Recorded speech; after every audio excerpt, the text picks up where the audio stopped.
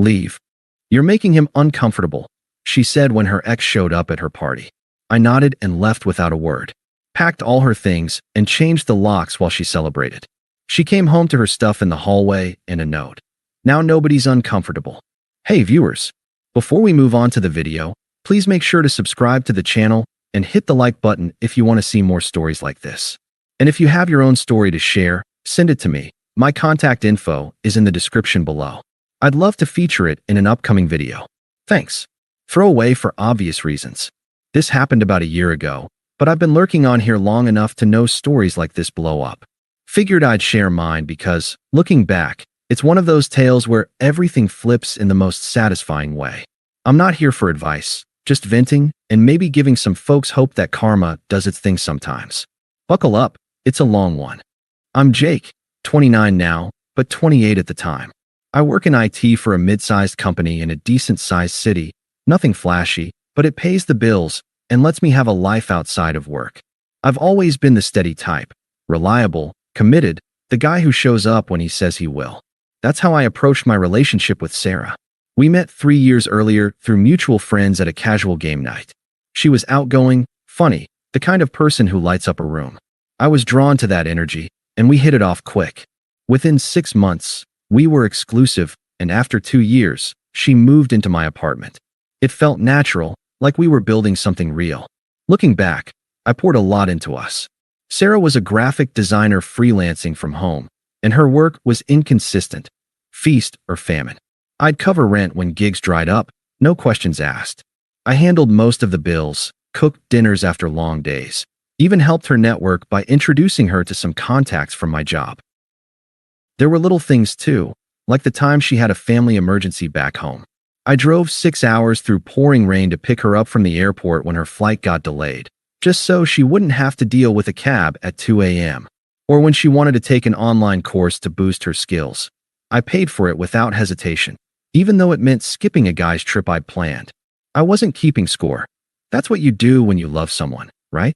I thought we were a team, but there were cracks I ignored. Sarah talked about her ex, Mike, more than felt normal. They'd dated for a couple years before me, ended messy, but she always framed it as ancient history. Still, she'd bring him up in random conversations, like comparing my safe job to his adventurous one as a freelance photographer. Mike was always chasing the next big shot, she'd say with this nostalgic smile. I'd brush it off, tell myself it was just talk. She posted old photos sometimes too, nothing overt, but enough to make me wonder. And emotionally, she started pulling away in the last few months. Less affection, more time on her phone, excuses about being stressed from work. I chalked it up to her birthday coming up. She was turning 27 and wanted a big bash. So, like the committed idiot I was, I threw myself into planning it.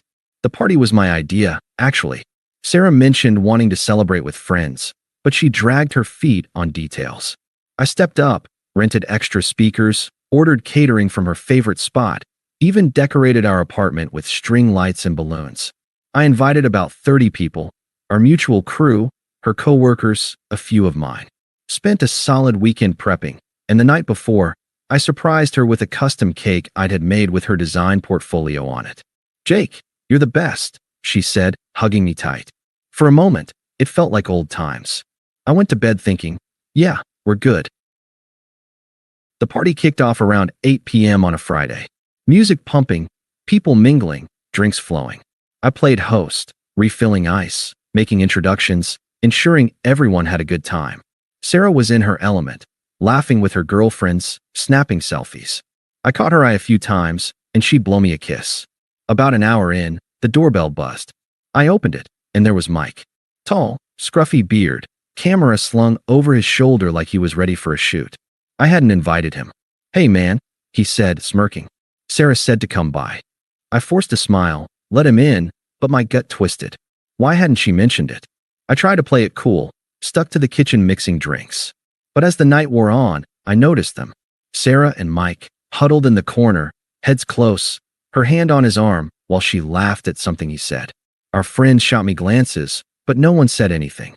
I felt like an outsider in my own home.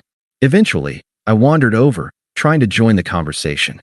"Hey, Mike, long time," I said casually, sliding an arm around Sarah's waist. She stiffened, just a bit, but I felt it. Mike shifted uncomfortably, avoiding my eyes. That's when it escalated. Mike muttered something to Sarah, and her face changed. She turned to me, right there in front of everyone, and said, "Jake, can we talk for a sec?" She pulled me aside to the hallway, but not far enough. Voices carried. "Look, Mike feels weird with you hovering. You're making him uncomfortable. This is my party. Maybe just give us some space? Go hang out in the bedroom or something until he leaves." I stared at her, the words hitting like a slap. "What? Sarah, this is our apartment. I'm not hovering. I live here." She rolled her eyes, that smug edge creeping in. "Oh, come on, don't be dramatic. Mike and I have history. We're just catching up. You're acting all insecure, and it's killing the vibe. It's not a big deal. Just chill out somewhere else for a bit. You'll be fine." History? You're prioritizing your ex over me at a party I threw for you. She crossed her arms, voice sharpening. "See, this is why. You're turning this into something it's not. Mike's uncomfortable because you're glaring at him like some jealous boyfriend. I invited him because he's a friend. Get over it. If you can't handle that, maybe you should just leave for a while. Go grab a drink down the street, or whatever. The party's for me, not your ego." Her tone was dismissive, like I was a child throwing a tantrum.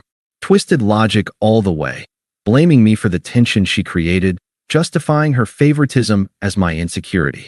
People nearby pretended not to hear, but the awkwardness hung thick. I felt the heat in my face, the confusion crashing in. How had we gotten here? But I didn't yell, didn't beg, didn't cause a scene. I just nodded, throat tight. "Okay, Sarah, if that's what you want." I grabbed my jacket from the coat rack, walked out the door without another word. The party sounds faded behind me as I hit the elevator. In the car, I sat for a minute, staring at the dashboard. Vulnerable didn't cover it. I was gutted. All those sacrifices, the loyalty I'd shown, and she tossed me aside like an inconvenience. For her ex. At her own party. The unfairness burned, but I drove to a nearby coffee shop, ordered a black brew, and just sat with it. No texts to her. No calls to friends. Just silence, letting the reality sink in. That was the moment I knew. We were done. I didn't go far that night. Just to a quiet diner a few blocks away, the kind with sticky booths and bottomless coffee refills. I sat there for hours, nursing a mug, staring at the steam rising like the fragments of our relationship evaporating. My phone buzzed a couple times, friends from the party checking in, probably sensing the weirdness. "You okay, man?" One texted. I replied with a thumbs up, nothing more. Sarah didn't reach out. Not a single message asking where I was or if I was coming back. That silence spoke volumes. It confirmed what I'd been ignoring. I was the backup, the safe option, while Mike was the spark she couldn't let go of. By midnight, the party would still be going, but I drove home. The apartment was empty when I got there. Everyone gone, lights off, remnants of the celebration scattered like confetti mocking me. Empty cups, half-eaten cake, balloons deflating on the floor. I stood in the living room, the weight of it all pressing down. Confusion swirled. How had my loyalty turned into this? I'd given up weekends, savings, emotional bandwidth, for what? To be sidelined at my own event? The unfairness gnawed at me, but I didn't smash anything. Didn't cry. I just detached. Like flipping a switch from us to me. I started in the bedroom. Pulled out her suitcases from the closet. The ones we'd used for that trip to the coast last summer, back when things felt solid. Methodically, I folded her clothes, packed her shoes, her makeup, her laptop charger. No rush, no anger-fueled frenzy. It was practical, almost therapeutic. Each item reminded me of a sacrifice. The dress I bought her for a work event, the books she'd borrowed from my shelf and never returned. I boxed up her freelance supplies from the living room desk, even the half-dead plant she'd insisted on keeping. The note came last, a simple post-it on the top suitcase. "Now nobody's uncomfortable." It echoed her words back, without the smugness. Just facts. Then, the locks. I called a 24-hour locksmith from the diner. Explained it as a security issue. He showed up at 1 a.m., no questions asked beyond the fee. While he worked, I transferred the utilities back to my name only. Quick online changes, nothing dramatic. By 2 a.m., her stuff was in the hallway outside the door, neatly stacked. I double-checked for anything I'd missed, then locked up. Slept on the couch that night, phone on silent. No emotional outburst, no confrontation planned. She'd made her choice. I'd made mine. The next morning, I woke up early, feeling hollow but clear-headed. I blocked her number temporarily, not out of spite, but to give myself space. Called in sick to work, then hit the gym for the first time in months. Pushed through a workout that left me sore but focused. That afternoon, I met a buddy for coffee, the same one who'd texted. Told him the basics, no dramatics. She kicked me out of my own party for her ex, I said flatly. He whistled low. Dude, that's messed up. What now? I shrugged. Moving on. No begging for advice, no ranting. Just acceptance. The days blurred after that. I dove into work, landing a side project that kept me busy. Started therapy, online sessions, nothing fancy, but it helped unpack the confusion. You were emotionally abandoned long before that party, the therapist said in our second call. It clicked, the comparisons to Mike, the pulling away. I'd been a placeholder. I journaled a bit, too, private stuff, reflecting on what I'd given up.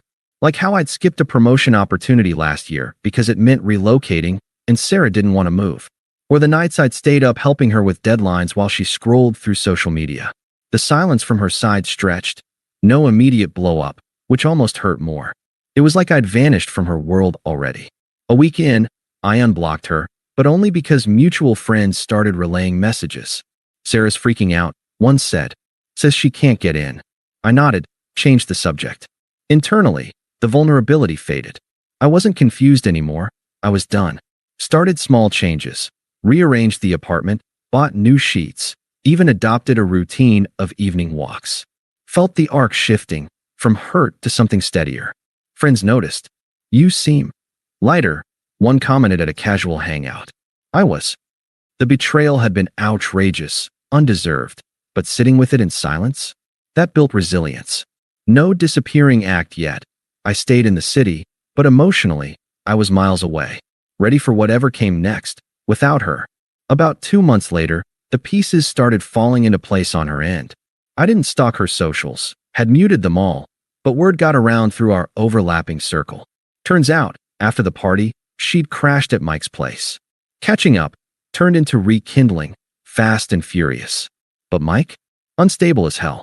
The adventurous photographer gig was a front for flaky jobs and jealousy rages. Friends whispered he'd blown up at her over nothing. A text from a male client, her liking an old photo of us.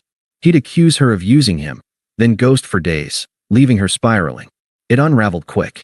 Mike discarded her after a big fight. Something about her clinging to the past, ironic as that was. Dumped her via text, blocked her everywhere. She tried crashing with a girlfriend, but that soured when the truth spread. How she'd humiliated me publicly. Mutual friends pulled back, one by one. Texts went unanswered. Invites dried up. We heard what happened at the party.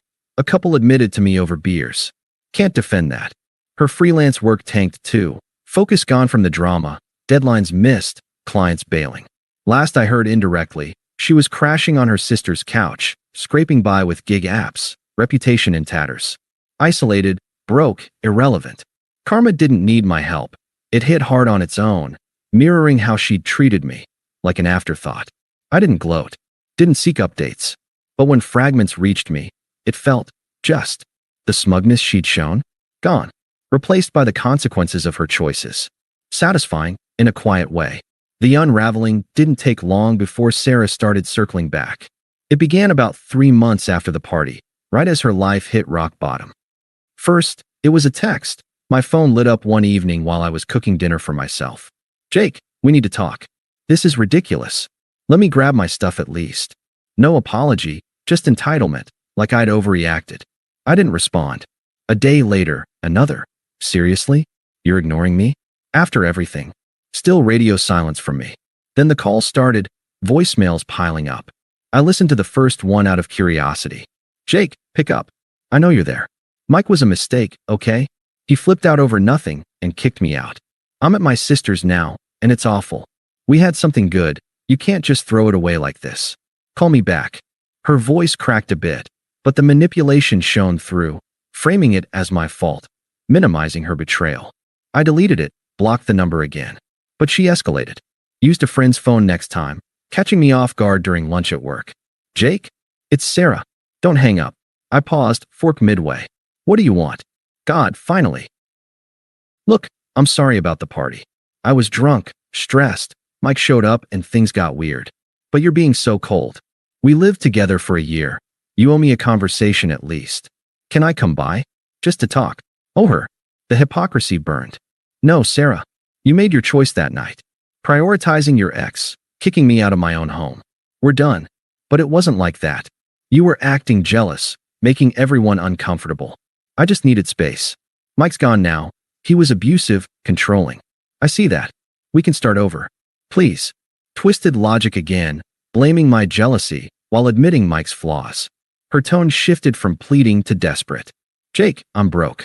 Freelance dried up because of all this stress. My friends aren't talking to me. They think I'm the villain. But you know me better. Come on, let's fix this. I stayed calm, voice even. Goodbye, Sarah. Hung up, blocked that number too. She didn't stop. Involved her family next, toxic as expected. Her sister called a week later, voice dripping with judgment. Jake, this is Emily. Sarah's a mess because of you. She told me what happened. Sounds like you overreacted big time. Kicking her out? Changing locks? That's low. She's family. You need to man up and talk to her. Give her another chance. She's learned her lesson. Emily, this isn't your business. Sarah humiliated me publicly. I'm not interested. Oh, please. Relationships have ups and downs. You're just punishing her. Selfish, if you ask me. Click. Unpleasant, pushy, like Sarah's entitlement ran in the family. The attempts peaked with a surprise visit. I was home one Saturday, mid-workout, when the buzzer rang. Through the intercom, Jake, it's me. Let me up. We have to sort this. I didn't buzz her in. She waited outside for an hour, according to the doorman, then left a note under the door. This is getting pathetic. You're heartless. I thought you were better than this. Anger creeping in now, her true colors showing, from desperate pleas to rage when I wouldn't budge. Friends got roped in too. One mutual acquaintance texted, Hey, Sarah asked me to reach out. She's really sorry, man. Thinks you two could work. I replied politely, appreciate it, but no. The harassment tapered after that, but each attempt just reinforced my detachment. I wasn't moved. Her desperation was her problem now. It all culminated at our mutual friend Tom's birthday gathering, about 6 months post-party. Casual bar set up downtown, low-key, good vibes. I'd been invited weeks earlier, figured it'd be fine. Walked in with Lisa, a woman I'd met through work a couple months back. Nothing serious yet, but she was kind, grounded, made me laugh without the drama. We were at a high-top table, chatting with the group, when Sarah appeared. Disheveled, hair messy, eyes red like she'd been crying.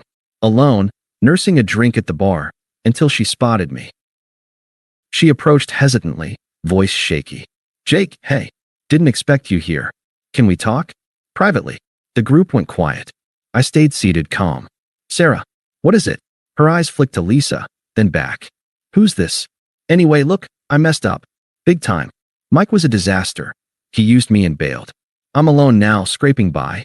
Seeing you here, it hits me what I lost. We were good together. Give me another shot? Please. Desperation peaked, tears welling, hands twisting. But I felt nothing. No sympathy, no pull. Just closure. Sarah, you said I was making him uncomfortable. So I left. Gave you space. Now, you're making me uncomfortable. That chapter's closed. She blinked, words echoing back like a mirror. But I didn't mean it like that. Come on, Jake. We've got history. History you prioritized over us. Facts are, I've moved on. Built a better life. Promotion at work, new routines, people who value me. I nodded toward Lisa, who smiled supportively. You're irrelevant now. Wish you well, but don't contact me again. Her face crumpled, hypocrisy exposed, power flipped. She muttered something angry under her breath, like, you'll regret this, and stormed out. The bar exhaled. Friends clapped me on the back later. Handled like a boss. That was it.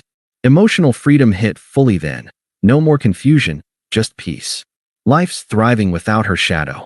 If you're in a similar spot, Reddit, detach, rebuild. Karma handles the rest. Update. A year on, I'm engaged to Lisa. Sarah?